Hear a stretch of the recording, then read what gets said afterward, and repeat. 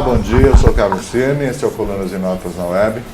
A gente começa o programa hoje recebendo aqui um par de atores que estão em cena num espetáculo muito interessante chamado Desilusão das 10 Horas. A gente está recebendo o Hélio Cícero e a Marcela Grandolfo.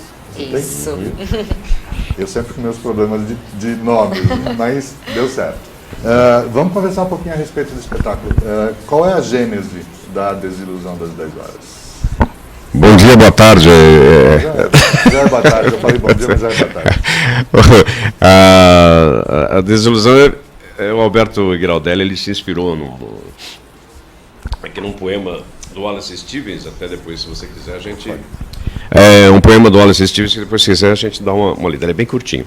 E ele se inspirou nesse poema e criou uma peça poética, imagética, onde é uma família são pescadores, né? É bem fora dos dramas que normalmente se escreve agora. E o resultado, o André Garoli, que dirigiu, ficou muito bacana.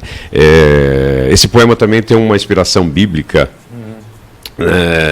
As filhas de Jó embebedam, né, dão muito... Elas estão presas com o pai numa caverna e elas querem ter filhos, mas não existe nenhum outro homem disponível. Então elas embebedam o próprio pai e transam com ele.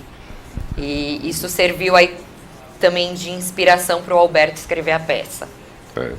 Então aí o resultado ficou bem bacana. Eu estava conversando com a Marcela um pouquinho antes da gente começar. Vocês abriram no dia 14, né? E já vão para a terceira semana. Como é que está sendo a recepção do espetáculo? O elenco, assim, né? Eles são atores, são professores ligados na classe teatral. E esse o Viga tem uns espaços experimentais, né? Então, é uma sala 2 vezes maior que essa. São 42 pessoas que cabem. É intimista, então você tem praticamente né, a gente fala assim, lotou a casa. Casa cheia sempre. É fácil de lotar. Casa cheia sempre, ou com os alunos, ou com os amigos e o público pagante, você sempre tem um experimento legal. Né? E a reação? O que é agradável é que a reação está sendo muito bacana. Jamais eu diria aqui que seria uma reação. Estou brincando. Mas a reação tem sido muito legal. E eu mesmo tinha algumas dúvidas sobre o resultado, porque não é um texto, vamos dizer assim, de fácil assimilação. E né, a escolha do autor é uma escolha difícil. É um tema ainda tabu. Né? Aí eu brinco muito com ele e falo assim, olha, com um título desse, eu não iria assistir. Assim, mas o resultado é muito bacana. Assim, você obviamente faz o pai. Não, assim, na realidade, a representação do pai, o personagem que eu faço é um marinheiro bêbado que assim, aparece na família.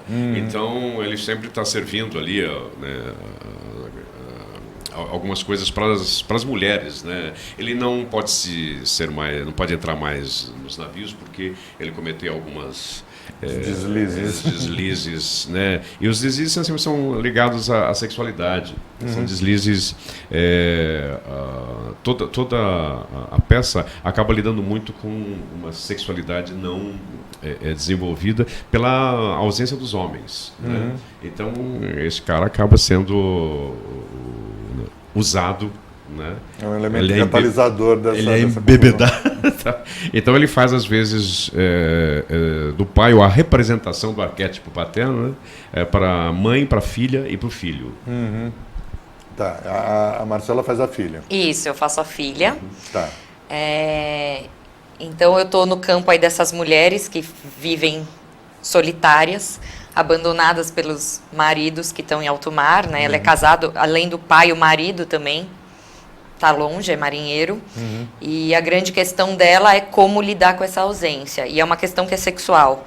Né? Como que as mulheres aguentam ficar tanto tempo sem o marido. É a primeira vez que ela está sem o marido. E ela olha para aquela realidade da mãe e ela não se conforma com o que ela vê. A mãe passa por isso desde sempre. Desde sempre.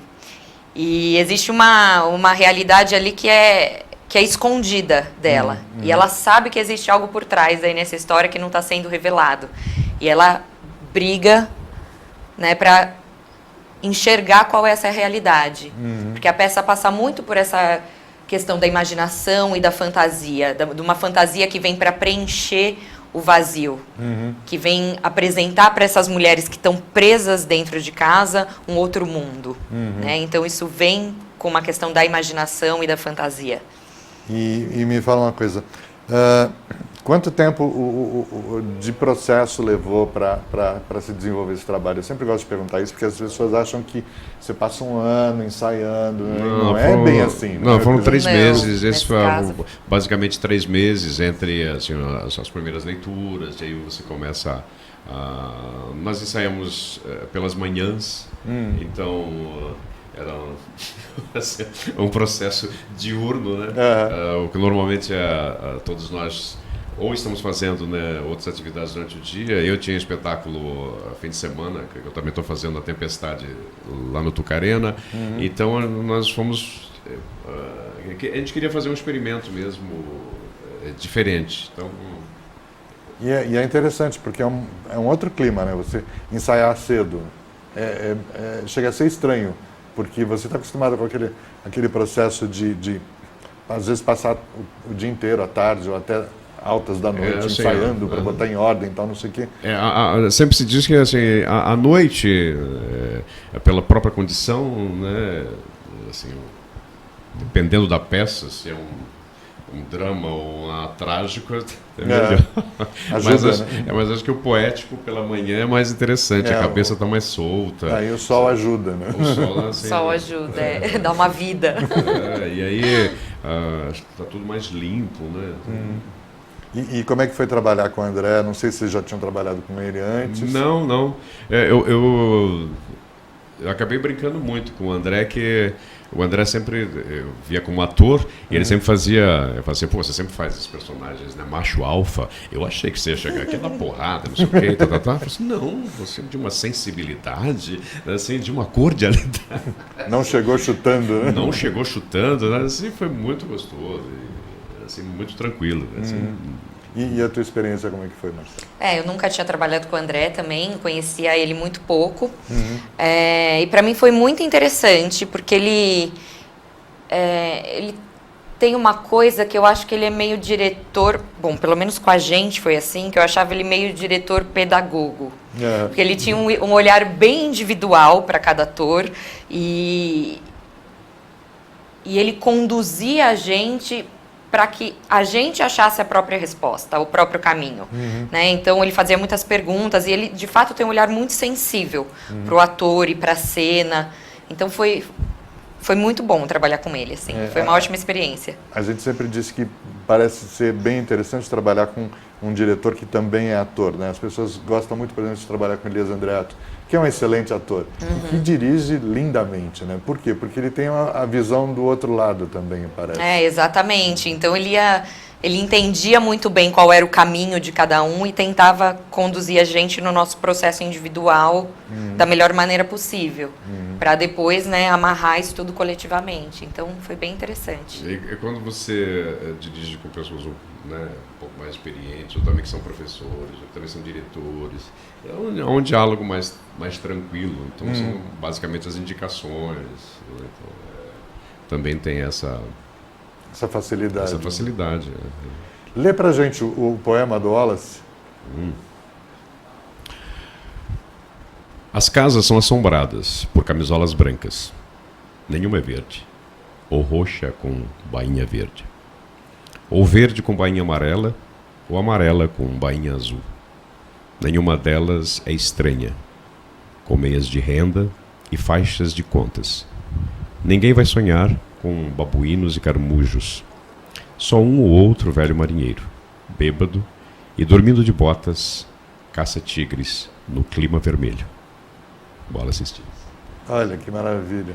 Engraçado porque é desse tamanho e dá um tremendo resumo, né? Você enxerga aquela coisa pálida, né? É um resultado pálido a leitura. E mexe muito com memória, É incrível o que isso, o estalo que isso deu na cabeça do Alberto. Autor. Transformar isso num espetáculo. Né? Isso que transformou num espetáculo de uma hora, né? A gente cortou bastante o tempo. Ele interfere pouco na obra do autor. Né? Assim, e ele está em cena, ele que é o narrador, né? Então, como se fala sempre, autor bom é autor morto, mas no caso, não só, a gente brinca muito assim, não só está vivo, está em cena e ainda, né, olhando feio pra gente. Só faltava ele estar dirigindo também, né? Aí isso. Acho que é por isso que as pessoas gostam tanto de montar Shakespeare, né? Porque está morto faz tanto tempo. Enfim. Mas o Alberto foi bastante generoso, porque a gente mexeu bastante no texto.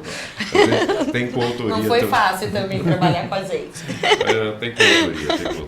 Não, mas eu acho que tem aquela coisa também de você entregar para o mundo, né? A hora que o texto está pronto, ele não está pronto na realidade, porque vai passar pela mão do diretor, os atores vão dar o seu trabalho, quer dizer, o texto é um veículo, né? Então você tem que estar preparado para se desapegar de alguma maneira, porque alguma coisa vai mexer. Certamente. Isso acontece sempre, né? Em qualquer espetáculo, né? Tem essa, eu sempre me surpreendo muito e adoro as experiências assim para mim estranhas, porque é um texto que eu não fazia a menor ideia como ele ficaria mesmo. Assim, você começava com um poema, assim, nossa, mas o que é isso daqui, né?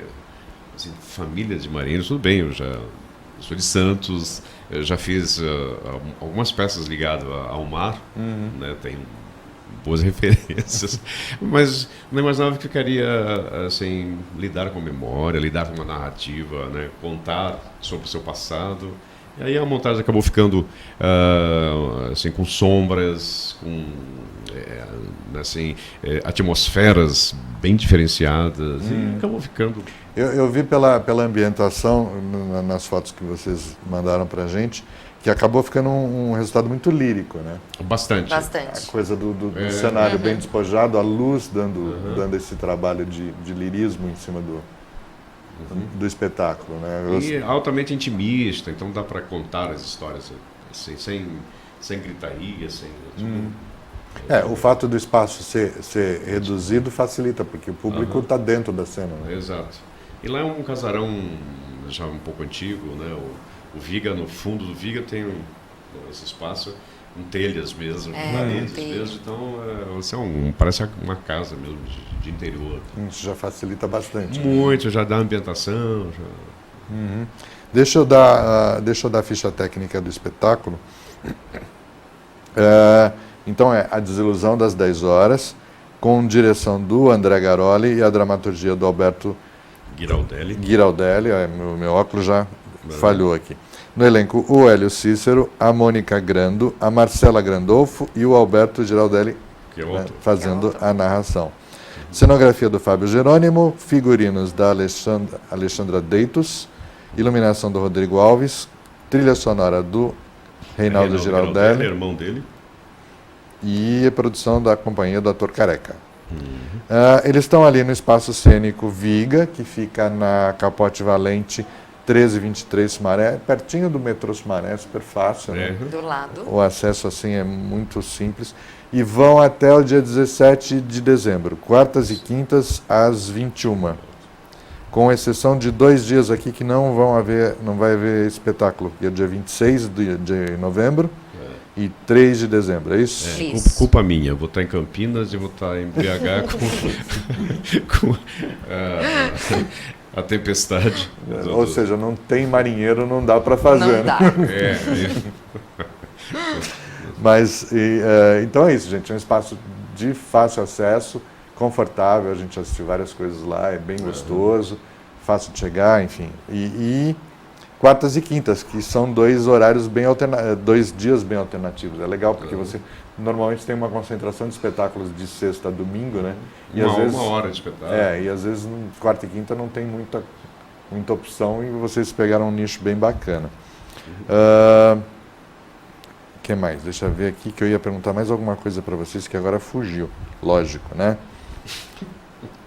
Não, a coisa da relação entre vocês, atores, porque a gente sabe que é um processo muito íntimo, né? Esse tipo de de texto é uma coisa muito que exige muito da cumplicidade de vocês, né? Vocês já tinham trabalhado juntos? Não. Eu já tinha trabalhado com o Alberto e com a Mônica, mas com o Hélio ainda não. Eu sou uma pessoa mais fechada, assim, e meu caminho para trabalhar é muito pela intuição. Então, eu comecei bem na minha, bem quieta, observando, tentando entrar no jogo, conhecendo o Hélio.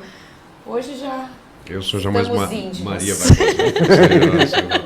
Já mais oferecido. Já mais oferecido, já não sei. Adoro conhecer as pessoas e as novidades, essa pra mim, bacana. Então, interferir no processo, todas essas coisas me agradam muito. Tá. Além disso, você está fazendo A Tempestade. A Tempestade e tem assim, no bolso do colete o Fingidor, que vocês voltam e meia apresentam. O Fingidor já é um adolescente de 15 anos, do Samir Yazbek, que sempre estamos em cartaz. Nós ficamos lá na PUC agora, nos 40 anos do teatro do Tuca, e eles querem de volta, a ano que vem, 60 anos da PUC, né? Nós temos os fãs lá, pelo menos a reitora, o diretor do teatro. Aí nessas horas eu tiro a barba, boto o bigodinho do Fernando Pessoa e vamos aos poemas. Isso é um problema, tirar essa barba toda, porque daí o marinheiro vai ficar nu, né? Não, mas aí eu tenho boa experiência com postiços, assim. Dá seu jeito. Se vira bem, né? A gente sempre faz 2 ou 3 produções ao mesmo tempo, senão... A vida de artista não é fácil, não. As pessoas acham que é glamour, mas não tem nada disso. Assim, é trabalho duro. Essa semana nós ficamos a leitura de 2 textos que são produções para o ano que vem. Terça-feira eu estou indo para Sorocaba dar um workshop lá na prefeitura sobre Fernando Pessoa. Então, que legal. Assim, isso tudo é muito legal. Assim. Eu acho bárbaro. Não dá para estagnar, tem que estar sempre produzindo, né? Então, só relembrando, gente, A Desilusão das 10 horas, no Viga Espaço Cênico, Capote Valente 13 e 23, até 17 de dezembro, quartas e quintas, às 21. Ingresso a 40 e 20 reais, ou seja, está em conta, está fácil, e o lugar é muito gostoso, com um espetáculo extremamente interessante, tá bom? Mais barato que estacionamento, eu tô às vezes você gasta mais no estacionamento e na pizza do que... Não, a pizza nem falava. A pizza já é mais cara do que os 40 reais. Então... Não percam. Tá bom? Agradecer a presença do Hélio, da Marcela, eu já ia te chamar de Mônica, olha só. E desejar sucesso para vocês. Obrigada. Tá bom? A gente agradece. Então. E a gente vai agora para um pequeno intervalo, mas daqui a pouco a gente volta com mais novidades para vocês. Até já. Boa tarde.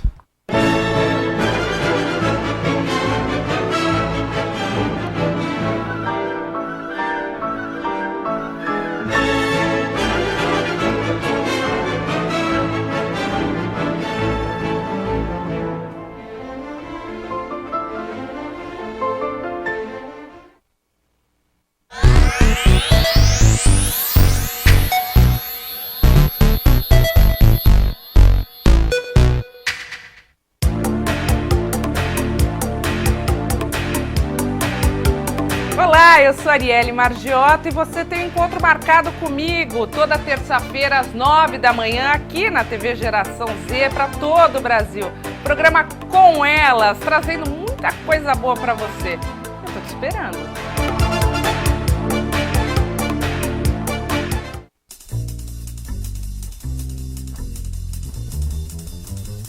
Gente de sucesso, vitoriosa, brilhante, Zildete Montiel Business, aqui na TV Geração Z. Assista, você vai gostar.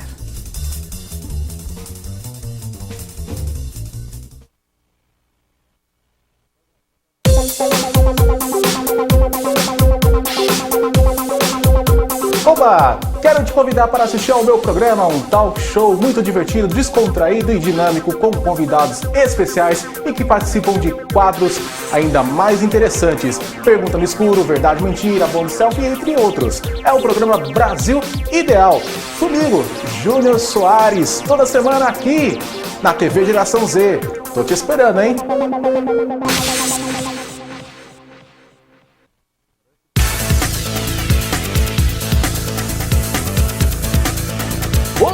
do telespectanauta, mistura de telespectador com internauta. Esqueça tudo que você já viu ou ouviu na televisão, porque aqui na TV Geração Z, comigo, Jorge Paulo, tem o programa Despirocando. O programa mais maluco que você pode imaginar, ou imaginou, ou não imaginou, sei lá. Imagina uma coisa doida, é o Despirocando. Então não perca Despirocando aqui na TV Geração Z.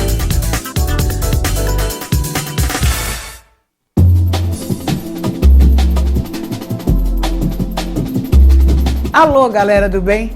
Eu tô aqui para lembrar vocês que toda quarta-feira a gente está apresentando o programa Lucimara Paris sobre os mais diversos assuntos. Mas de cada 15 dias a gente fala sobre os ETs. Eu tô aqui com a maior ufóloga do país, Ângela do Pascoal, esclarecendo várias dúvidas. Você, internauta, pode mandar sua mensagem que a gente vai esclarecer. Eles existem? Eles estão perto ou não?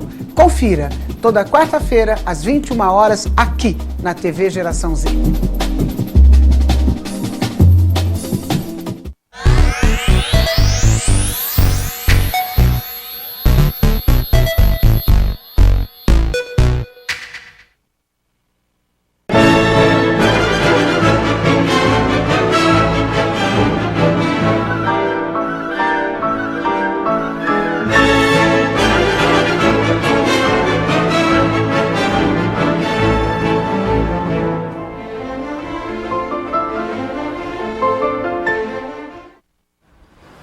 Olá, de volta com Colunas e Notas, e agora recebendo aqui um artista fenomenal. Ele tem um trabalho de fotografia que é absurdamente bonito e está lançando um livro lindo agora, com mais 2 parceiros, e a gente vai falar um pouco a respeito disso. É o Marcos Piffer. Bom dia, Marcos. Bom dia, obrigado. Tudo bom? Tudo ótimo. A gente vai falar um pouco a respeito da tua revista também, mas primeiro eu quero falar do Patrimônio da Humanidade no Brasil, suas riquezas culturais e naturais, que é este lindo livro que está saindo agora. E é uma coprodução com a Unesco, né? Eu achei bárbaro isso. Exatamente, ela é coeditora do livro. Uhum. E, os seus parceiros aqui são a Marilúcia Botelho e o Paulo Van Poser. Ela fez o texto? A Marilúcia fez o texto, um texto interessante, bem abordagem histórica, bem conceituada. E o Paulo Van Poser, eu, na verdade, convidei-o, porque dentro do projeto do livro, além dos 19 sítios que são patrimônio da Unesco, tanto naturais quanto construídos, a gente inseriu no projeto os 6 patrimônios imateriais. E eu achei que seria interessante para a gente fazer uma ruptura, né, entre justamente por ser imaterial ou intangível, que seria interessante a ideia do desenho. A gente diferenciaria bem o que é de fato físico e palpável do que é intangível. Então eu convidei o Paulo, ele fez na época do convite eram 6, e é até uma história interessante, esse livro é cheio de histórias, né? O livro estava pronto, preparado quase para ir à gráfica, e a capoeira foi incorporada, né? Passou a ser também patrimônio imaterial, e o Paulo estava viajando, não tinha condições, então a capoeira passa a ser a única do intangível, que é uma foto que leva para o final do livro em si. É bem interessante. E como é que foi o processo? Vocês receberam uma encomenda? Isso foi uma ideia, um projeto teu que foi adiante? Como é que foi isso? Não, isso é um projeto meu, na verdade, uma ideia de longa data. Eu, em 2002, fiz um trabalho de encomenda para um banco aqui de São Paulo, e eu fotografei, acho que 11 locais no Brasil, e 9 deles ou 8 deles eram locais patrimônio, considerado, né, com esse título de Patrimônio da Humanidade pela Unesco. E fiz o trabalho de encomenda, na verdade, dele, que era uma coisa dos céus, relativa a céus, imagens abstratas. E para mim eu fiz um registro desses locais, desses 8... Você já ficou interessado no E desde então, exato, desde a minha formação em arquitetura, eu sempre tive ligado ao patrimônio, ou a questão patrimônio de fato, ou a questão ambiental. Sempre transitei nesses 2 planos, né? Então, desde então, eu tive com isso, assim, sabe, atrás ali, Sim, né? incomodando aqui Incomodando, assim. que isso daria um tema interessante. Eu sempre estou em busca de alguma história não muito conhecida, as pessoas não têm muito noção dessa história do patrimônio, o que é patrimônio da humanidade aqui. E fiquei esse tempo todo até o ano retrasado conseguir articular de fato um projeto junto com a Unesco, junto com a editora brasileira e a gente tocar isso para frente. Você já tem, a gente tem vários livros seus, tem um de fauna que é... Flora. De flora, desculpa, eu sempre troco as duas. Tem um de flora que é absurdamente bonito. Eu gosto muito daquele, eu chamo de um inventário particular, né, porque ele não segue assim uma regra científica, nada, são imagens que eu fui recolhendo. Você não é um botânico. E eu não né? sou um botânico de fato. Né? Mas como eu falei, sempre transitei entre a questão do patrimônio construído e a questão do meio ambiente. Por onde eu vou, eu sempre vou recolhendo imagens assim da flora, né? E a própria coisa da arquitetura, que tem a ver com o urbanismo também, quer dizer, você sempre fica um pouco com aquilo, né? Sem dúvida. Da natureza te cercando, né? Não tem dúvida. muito como escapar. Como é que foi... Quanto tempo você levou fazendo as fotografias, preparando esse material? Então, fotografando eu demorei 8 meses, mas não assim continuamente, né? Eu comecei dia 15 de janeiro de 2014 e fui terminar em meados de setembro. Mas eu dou aula em 2 universidades em Santos, né? E eu não pude abrir mão, tirar licença na hora disso. Então eu fiz um planejamento de que eu viajava geralmente na sexta-feira, porque quinta é o meu principal dia que eu dou aula o dia inteiro, né? Então eu viajava sexta e retornava na quarta da semana seguinte. Quando eu precisei fazer viagens mais longas, eu planejei em semanas que eram feriados, alguma coisa, carnaval. E dobrava a viagem, né? E eu fui fazendo isso assim, metodicamente, e passava 15 a 10 dias em Santos processando o material também. Eu achei que era muito importante eu ter esse feedback para mim mesmo, né? E não fazer uma coisa sumir durante 4, 5 meses e depois... Não, porque daí você inclusive está com um material bruto muito grande. Muito grande, grande, vez, né? muito grande, e sem algum problema que pudesse ter surgido nesse curso seria maior. Então eu criei esse método e ele deu muito certo. Foram 8 meses assim, religiosamente nessa toada. Você, aí é uma curiosidade pessoal, você ainda usa película? Não uso mais. Tudo digital? Desde 2007. 2007 para 2008 eu comecei uma transição e a partir de 2008 para 2009 só digital. E não sente falta? Nenhum. Porque o processo é trabalhoso, a gente sabe disso, né? Não, mas olha, engana-se quem acha que o digital não é trabalhoso. Não, né? mas eu estou dizendo, não tem o trabalho físico. O palpável. Isso eu sinto muita falta, porque a minha formação toda da fotografia foi dentro de um laboratório. Pois né?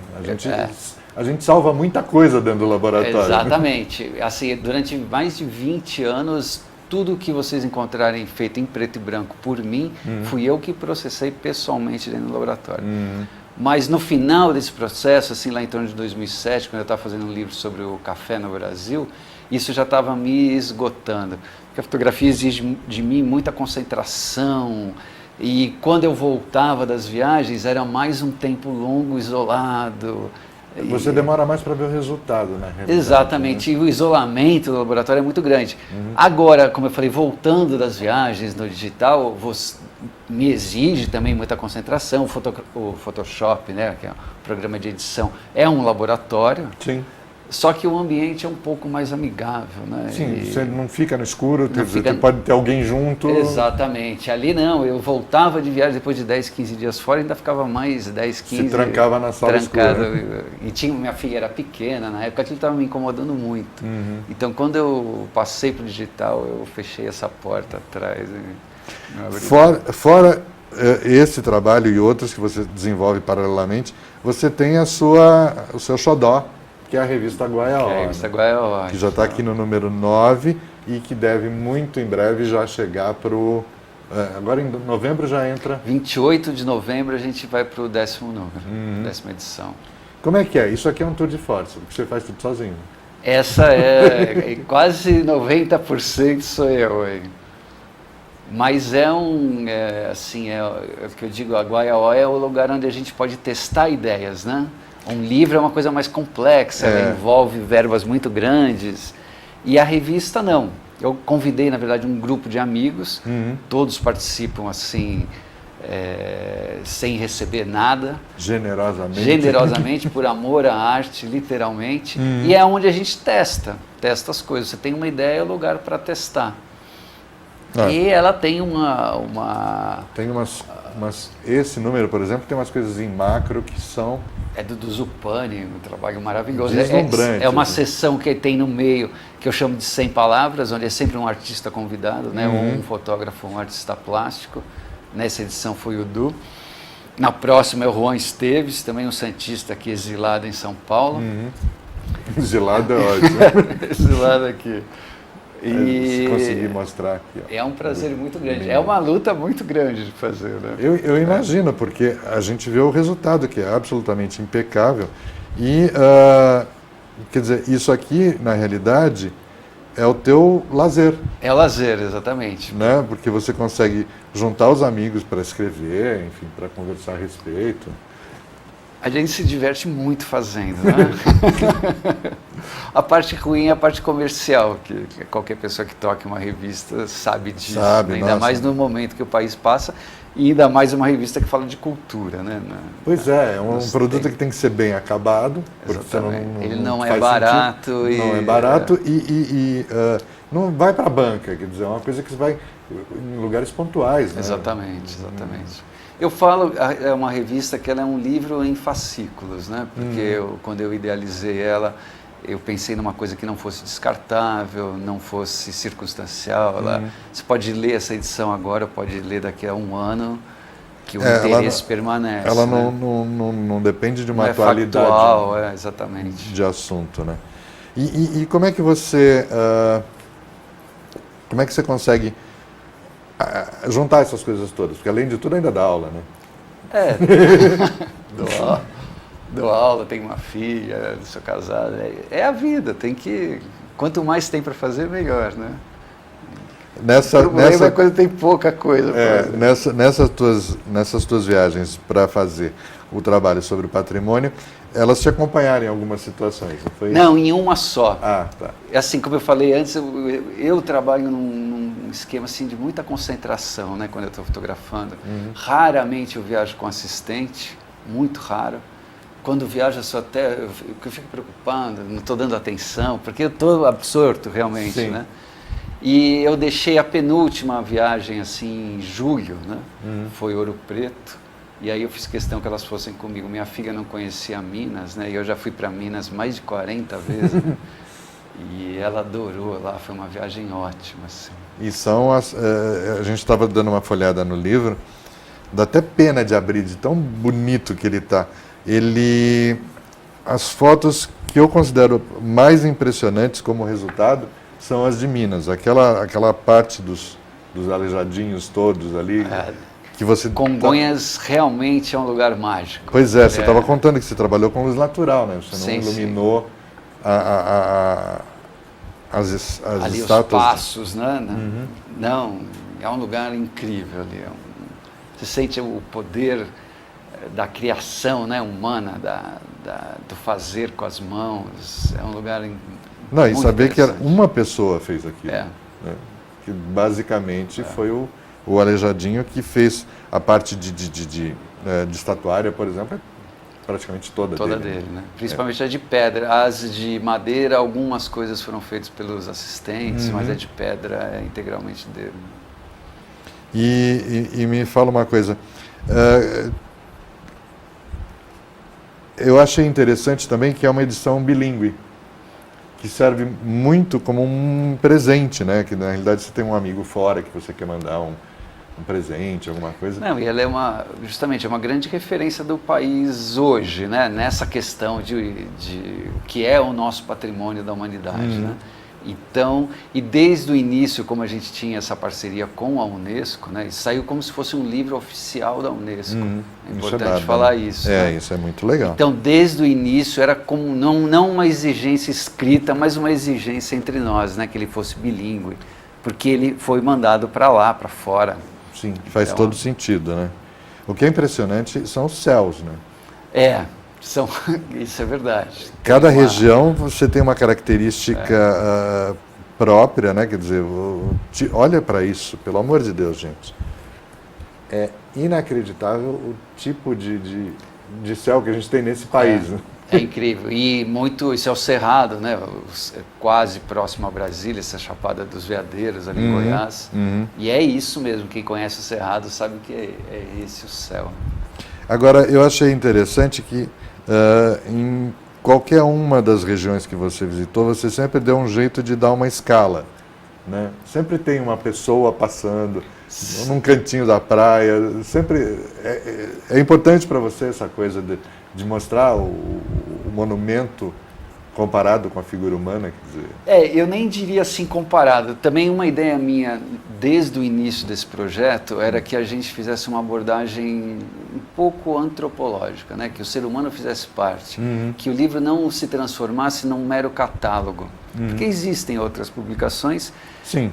Eu citei várias vezes, por exemplo, Olinda tem 22 ou 32 igrejas, não me lembro bem agora. Não teria condição de ter, isso vira uma coisa monótona e... Sim, fica um volume desse tamanho de igrejas. E perde o interesse, né? Então, desde o início eu falava assim, quem são essas pessoas que vivem nesses locais? O que elas fazem, né? O vendedor de cocada, a senhorinha de guarda-chuva, né? Ali no... Aquela pessoa que está dormindo em frente, ele tem um monte de doces e coisas aqui. Exatamente. Tirando um cochilo, é maravilhoso aquilo. Então, são figuras que estão ali, que vivem nesses locais. Obviamente que esse é um livro difícil de fazer, porque são 19 sítios, né? Se a gente fizer um cálculo rápido, se a gente destinar 10 páginas para cada um, são 190 páginas. 190 páginas, não é fácil. Então, de alguma maneira, as construções físicas, os espaços, eles precisam estar aí. Mas sempre que eu pude inserir o elemento humano, aquele, por exemplo, o Rio de Janeiro, que é a relação entre a cidade e a paisagem, o pescador que está ali, né, de tarrafa. Tem uma tarrafa maravilhosa. Isso é muito importante, para não ficar só a questão física ou geográfica. Né? Então ele está aí. Eu até tenho interesse em fazer um segundo livro mais fator humano. Mais o humano e menos ainda a parte física da história. Vamos esperar, estou doido para ver. Já fiquei curioso, né? Porque geralmente é engraçado fotografar a pessoa no Brasil. É uma coisa muito grata, né? Porque as pessoas gostam muito de ser fotografadas e se prestam com muita leveza para isso, né? Sim, muito raramente alguém se recusa.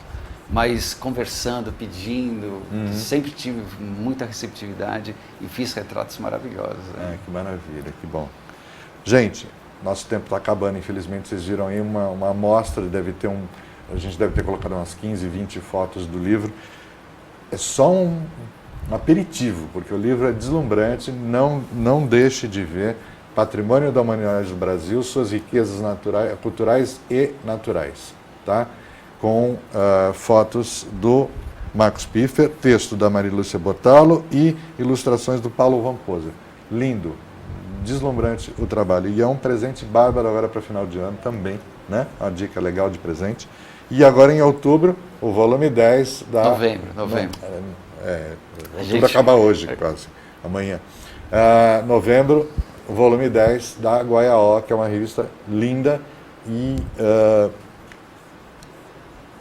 enfim, tá aí, vamos procurar, vale a pena, é muito gostoso de acompanhar esse trabalho, tá bom? Marcos, obrigado. Eu que agradeço. Eu vou aproveitar o nosso finzinho de tempo agora só para agradecer os nossos apoiadores, que são o pessoal que dá uma força pra gente, o restaurante Santa Clara, que fica na Rua dos Pinheiros, o Dona Maria na Cozinha, que fica na Deputado Lacerda Franco 186, o Empório São João, que fica também na Rua dos Pinheiros 456, com cozinha brasileira, funciona o dia inteiro. E para quem quiser conhecer nossa newsletter, Colunas e Notas, é só mandar um e-mail para mar.ca@uol.com.br que a gente passa a mandar a newsletter para vocês, tá legal? No mais é isso, um bom fim de semana, dicas culturais dadas. Espero que vocês aproveitem, se divirtam. E a semana que vem a gente está aqui com mais novidades. Até lá e obrigado.